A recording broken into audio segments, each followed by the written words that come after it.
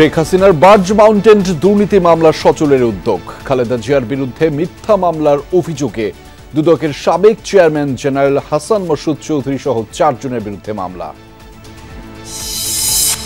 সাম্য হত্যায় মূল অভিযুক্তকে রক্ষায় রাজনৈতিক চাপ ও অর্থ লেনদেনের অভিযোগ শিক্ষার্থীদের।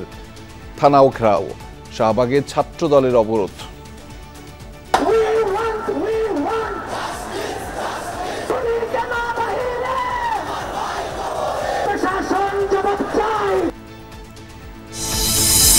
করিডোর ও বন্দর নিয়ে সরকারের উদ্যোগের সমালোচনা বিএনপির। সংস্কারের কথা বলে নির্বাচন পেছানোর পায়তারার অভিযোগ।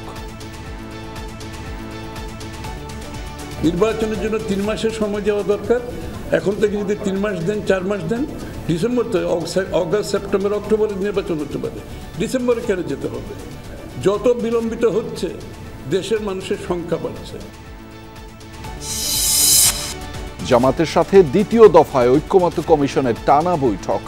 দেশ নিয়ে গভীর ষড়যন্ত্র চলছে, সরকারকে কঠোর হবার আহ্বান দলটির। 2,30,000 কোটি টাকার এডিপি অনুমোদন। দীর্ঘমেয়াদী প্রকল্প হাতে নেবে না অন্তর্বর্তী সরকার, জানালেন উপদেষ্টা। জোর দেওয়া হয়েছে পাওনা পরিশোধে। গোষ্ঠী বলি বা পেশাজীবী সংগঠন বলি, এরা শত শত আছে। তারা কেন প্রতিদিন আমাদের কাছেই দাবি দেওয়া নিয়ে আসে?